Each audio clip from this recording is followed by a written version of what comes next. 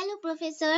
So, as you told me, I changed my topic. Now, I'm going to present about cybersecurity in automation and industrial controls, or like cybersecurity in CPS. So, as the world becomes highly interconnected due to digital networks development, there has been a significant migration to digital platforms. The adoption and the use of these technologies have had significant improvement in life and enhanced all life areas. They eliminate human errors and maximize the capacity and productivity of resources available. For example, through the use of automation and industrial controls, industries have enhanced their productivity. So now I'm gonna tell you about the background information. So what are cyber physical systems? So based on Dr. Helen Gale from US NSF, cyber computation, communication, and control that are discrete, logical, and switched. Physical nature and human-made systems governed by the laws of physics and operating in continuous time. So the characteristics of cyber physical systems. So compatibility in every physical component, networked at multiple and extreme scales, complex at multiple temporal and spatial scales, dynamically recognize or reconfigure open systems, high degrees of automation, control loops closed at many scales, and so on.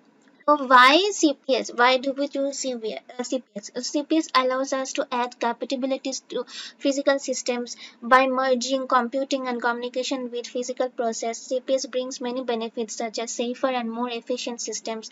It reduces the cost of reduces the cost of building and operating systems. It builds complex systems that provide new capabilities. Then it provides technological and economic drivers. Then computers and communication that are you then it decreases the cost of computation, networking, and sensing, and so on. So why CPS security? So it cannot simply use conventional general cybersecurity schemes to achieve all CPS protections. This because most CPS security solutions need to be closely integrated with the underlying physical process control features. So the vulnerabilities of cyber physical systems. So controllers are computers, network, commodity of IT solutions, new functionalities, many devices, high-skilled IT, global workforce, then cybercrime. Then attacks. There are two types of attacks like integrity, availability. So integrity is like trustworthiness of sensor and control data packets. Lack of integrity results in deception. A1 and A3, which is caused in integrity attacks. Then ability of system components of being accessible. Lack of availability results in DOS of sensor and control. The A2 and A4 DOS attacks.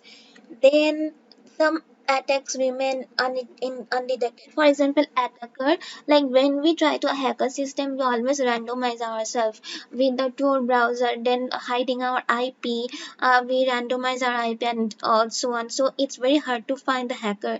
Then there are surge attacks, bias attack, geometric attacks. So sometimes an attack remains undetected if its effect on measurements. So my project aims to in, so my project aims to investigate and come up with robust strategies for addressing cybersecurity, especially in automation and industrial controls. It will seek to identify how these technologies can be configured to avoid access by malicious persons. As new threats are developed every single hour, my project aims to come up with a strategy that can be used by the industrial organization to stay ahead of malicious parties that are out to destroy their work. Further, my project will seek to ensure that information age continues to grow and impact in every arena of life. The gain record are not undone by security threats posed.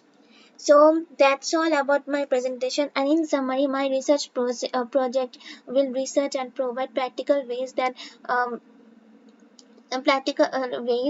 players in the digital can address the security challenges caused by the rising levels of threats in the digital era and platforms. So that's all about my presentation, Professor. Thank you for take out your time and listening to my presentation. I hope you liked it, please let me know. Please let me know your feedback. And thank you so much, Professor.